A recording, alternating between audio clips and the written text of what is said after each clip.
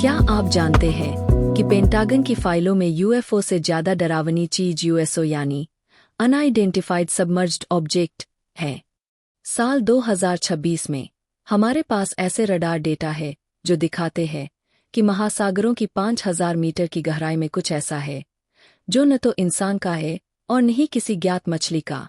ये चीजें पानी से बाहर निकलती है, हवा में गायब हो जाती है और फिर वापस गहराई में चली जाती है। अगर आपको लगता है कि हम इस ग्रह के मालिक हैं, तो आज की यह वीडियो आपकी सोच बदल देगी, क्योंकि हम सिर्फ आसमान नहीं बल्कि उस गहरे सच को भी टटोलने जा रहे हैं जो समुद्र के अंधेरे में छिपा है। अध्याय 1, नीली गहराई का अनसुलझा सच। इंसान ने हमेशा आसमान की ओर देखा है, लेकिन 70% पृथ्वी तो पानी है। 1960 के दशक से आज तक दुनिया भर के नेवी पायलटों ने ऐसी चीजें देखी है जिन्हें यूएसओ कहा जाता है।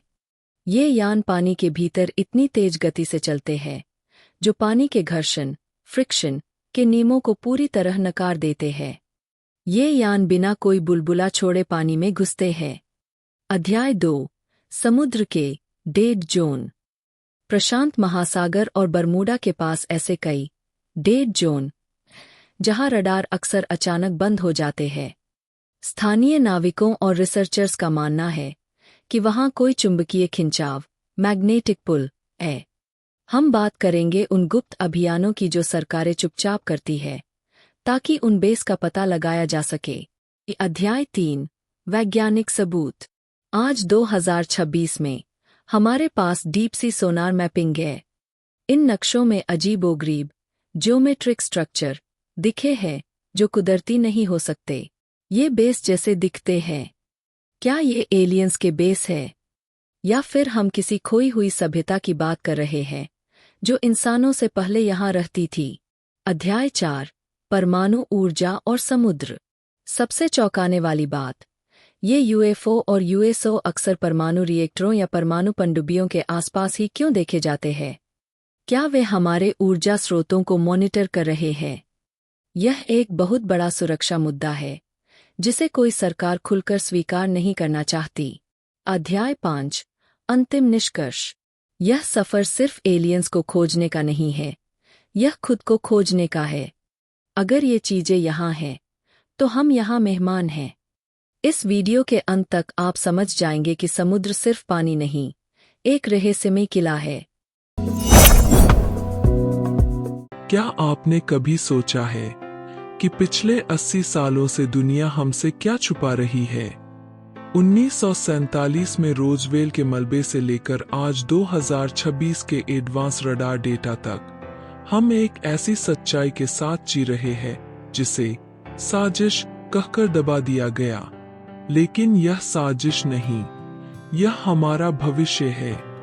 1947, द बिगिनिंग।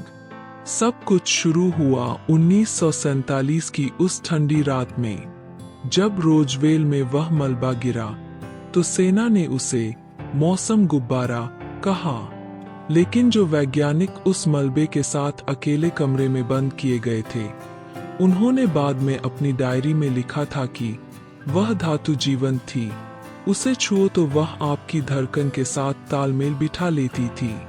उस रात हमने सिर्फ एक यान नहीं खोया था, हमने भौतिकी के वे नियम खो दिए थे जो आज के विज्ञान से परे है। उसी दिन से एक साइलेंट वॉर छिड़ गई। अमेरिका, सोवियत संघ और बाद में अन्य देशों के बीच एक ऐसी होड़ शुरू हुई जिसे आज हम रिवर्स इंजीनियरिंग कहते हैं। 1950 से 2000, द हिडन एरा। अगले 5 दशकों तक क्या हुआ? सरकारों ने हजारों करोड़ डॉलर ब्लैक बजट में खर्च किए। ये वे पैसे हैं जिनका कोई रिकॉर्ड नहीं होता। उन पैसों से क्या बना? Secret base. एरिया 51 सिर्फ एक नाम नहीं है, वह एक ऐसा कारखाना है जहां हम उन यानों को चलाने की कोशिश कर रहे थे जो कभी हमारे थे ही नहीं। चश्मदीद बताते हैं कि 80 और 90 के दशक में ऐसे कई विमान आसमान में देखे गए जो आवाज नहीं करते थे, वे एंटी ग्रेविटी तकनीक पर चल रहे थे। उस समय जो भी सच बोलने के लिए आगे आया उसे या तो पागल घोषित कर दिया गया या वे रहस्यमयी तरीके से इतिहास के पन्नों से मिटा दिए गए। 2004 द टिक टैक रेवोल्यूशन। फिर आया 2004 का वह ऐतिहासिक दिन। यूएसएस निमित्ज के पायलटों ने जो देखा उसने दशकों का पर्दाफाश कर दिया। वह टिक टैक यान कोई खिलौना नहीं था, वह हमारी नौसेना के सबसे आधुनिक रडार के साथ लुका छिपी खेल रहा था। उस यान ने बिना किसी विंग्स के, बिना किसी ईंधन के वह गति दिखाई जिसे आज की कोई भी मिसाइल हासिल नहीं कर सकती। वह यान हमें बता रहा था, तुम अभी भी बहुत पीछे हो। आज 2026, द ट्रूथ आउटसाइड। और अब हम 2026 में खड़े हैं। आज के दिन हमारे पास सैटेलाइट्स है, एआई रडार है और हजारों हाई डेफिनेशन कैमरे हैं। अब ये चीजें छिप नहीं रही है, ये हमारे शहरों के ऊपर, हमारे परमाणु ठिकानों के बगल में और हमारे महासागरों की गहराइयों में दिख रही है। कई गुप्त दस्तावेजों के अनुसार ये यान अब हमसे बात नहीं कर रहे, ये हमें मॉनिटर कर रहे हैं। वे देख रहे हैं कि क्या हम इंसान अपने ग्रह को नष्ट करने से खुद को रोक पाएंगे या नहीं। निष्कर्ष, जो लोग देख रहे हैं, तो अब सवाल यह नहीं है कि वे कौन हैं, सवाल यह है कि वे क्या देख रहे हैं। जो लोग इन्हें देख रहे हैं, चाहे वो पायलट हों, सैन्य अधिकारी हों या आम नागरिक, वे सब एक ही बात कहते हैं। देखने के बाद दुनिया पहले जैसी नहीं रहती। जो लोग इन्हें बार बार देख रहे हैं, वे धीरे धीरे सच्चाई के इतने करीब पहुंच जाते हैं कि उनके लिए वापस सामान्य जीवन जीना नामुमकिन हो जाता है। वे हमारी पृथ्वी की रक्षा नहीं कर रहे, वे शायद किसी ऐसे चक्र का हिस्सा है जिसे हम अभी समझ नहीं सकते। यह 80 सालों का सफर हमें एक ही जगह लाता है।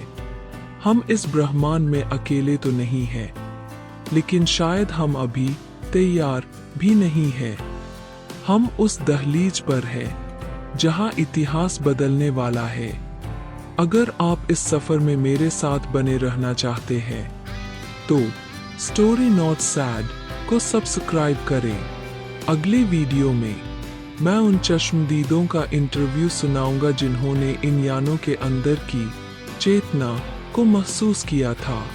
यह वीडियो सिर्फ एक चेतावनी नहीं, यह एक आमंत्रण है उस सच के लिए जो अब सामने आने के लिए बेताब है।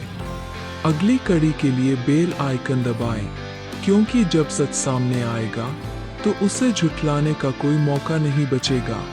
जय हिंद।